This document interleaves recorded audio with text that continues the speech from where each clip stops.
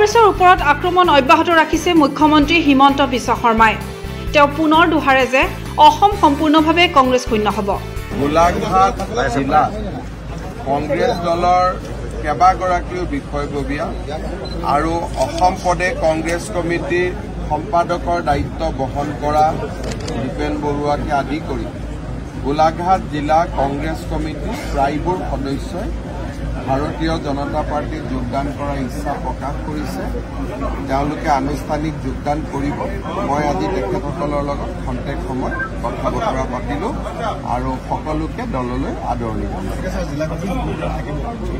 কংগ্ৰেছতো কোনো নাথাকে। এইটোতো আপোনালোকে মোৰ কথা মানি লওক। যেনেকৈ মোদী গেৰেণ্টি চবেই বিশ্বাস কৰে, বাকী ডাঙৰ গেৰেণ্টি মই দিব নোৱাৰো, কিন্তু কংগ্ৰেছ শূন্যৰ গেৰেণ্টিটো মই দিছো আপোনাক। ৰাজ্যৰ বিভিন্ন প্ৰান্তত বিজেপিৰ যোগদান কাৰ্যসূচী চলিছে। কি সূচাইছে এইটো? কি সূচাইছে? এইটোৱে সূচাইছে যে নৰেন্দ্ৰ মোদীৰ নেতৃত্বৰ প্ৰতি অসমৰ মানুহৰ অগাধ বিশ্বাস। ভাৰতজোৰো ন্যায় যাত্ৰাই কংগ্ৰেছ খালী কৰাৰ এটা যাত্ৰা আৰম্ভ কৰিলে আৰু 2024 ইলেকশ্যনত বহুত হৈ যাব। যি অলপ চলে বাকী থাকিব 26ৰ আগতেও শেষ হৈ যাব। তেতিয়া অসমখন ভাল হ'ব, সকলো বিজেপিত থাকিব আৰু একে লগ লাগি আমি অসমৰ ডেভেলপ এতিয়াতো কেণ্ডিডেটগৰাকীকো মই মাতিলে আনিব পাৰোঁ, তেনেকুৱাতো কোনো কথা নাই। আজি নালাগে, এইবিলাকতো মোৰ ঘৰৰ মানুহ। কৰিমগঞ্জত কোনো অসুবিধা নাই, যাক যেতিয়া যেনেকে লাগে আনিলে। কৰিমগঞ্জকে ধৰি বিভিন্ন সংখ্যালঘুৱে যোগদান কৰিছে বিজেপিত।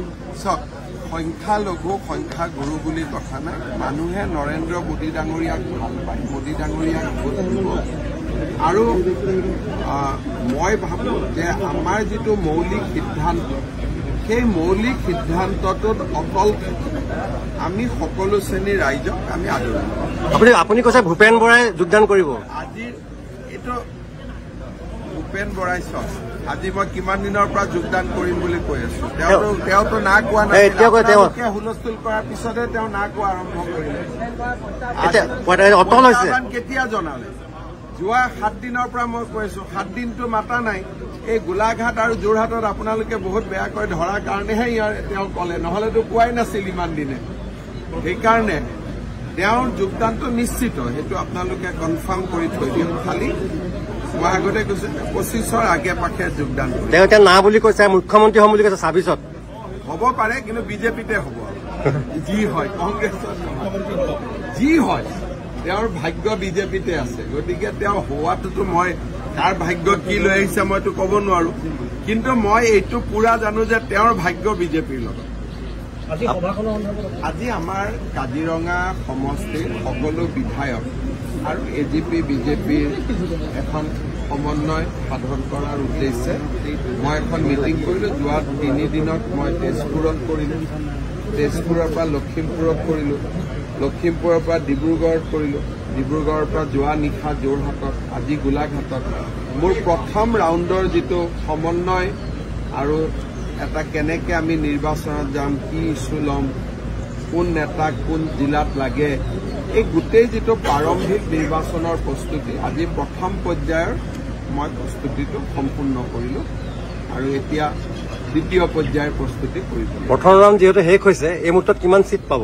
এই প্ৰথম ৰাউণ্ডত গোটেইকেইটা চিট পাম। এইকেইটা বিজেপিৰ খুব শক্তিশালী দুৰ্গ, গতিকে ইয়াতে কোনো অসুবিধা আগৰ পৰাই নাই। এতিয়াও ৰাজ্যত কেইখন 14খন আসনৰ ভিতৰত কিমানখন পাব বুলি কয় এতিয়াও? আজিৰ ডেটত আমি সকলো উৎসাহী যে আমি 13খনৰ কাৰণে খেলি আছো।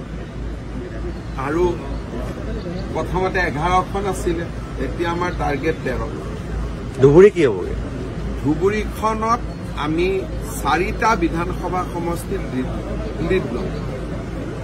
আগত আমাৰ এটাতো লিড নাছিল।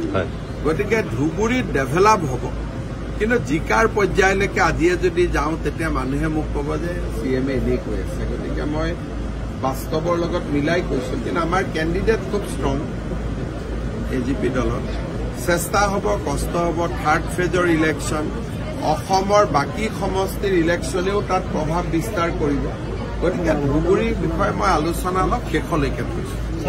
লখিমপুৰত কংগ্ৰেছৰ প্ৰাৰ্থীগৰাকীয়ে মনোনয়ন দিব যাওঁতে আনিনৰ বৰ্ণৰ লগত যোৱা নাই, কি বুজাইছে? এজনো বিধায়ক লখিমপুৰৰ কংগ্ৰেছৰ প্ৰাৰ্থীজন ভূপেন বৰা ডাঙৰীয়াৰ নিজৰ পাৰ্টি কিন্তু ভূপেন বৰা ডাঙৰীয়া বিজেপিত যোগদান কৰিব বুলি নিশ্চিত হোৱাৰ কাৰণে কংগ্ৰেছ দলৰ কোনো বিধায়কে ভূপেন বৰাৰ প্ৰাৰ্থীগৰাকীক সংগ দিলে এজনো এমএলএ নহয় মই ভৰত ৰাণী নৰহৰ কথাটো নকওঁৱেই তেওঁলোকৰ ইমান কেইজন এমএলএ আছে এজন এমএলএও নহয় কি বুজাইছে তাৰমানে জানেই যে ভূপেন বৰাৰ মানুহ এওঁ কোনোবাদিনাখন বিজেপিতে আহি যাব গতিকে আমিনো গৈ কি কৰিম গতিকে ভূপেন বৰাটো একদম মোদী গেৰেণ্টি যোৰহাট কি ক'ব ছাৰ কালিৰ পিছত কিবা আছে নেকি 10 আৰু 1 fine News Desk Report, Assam Times Post.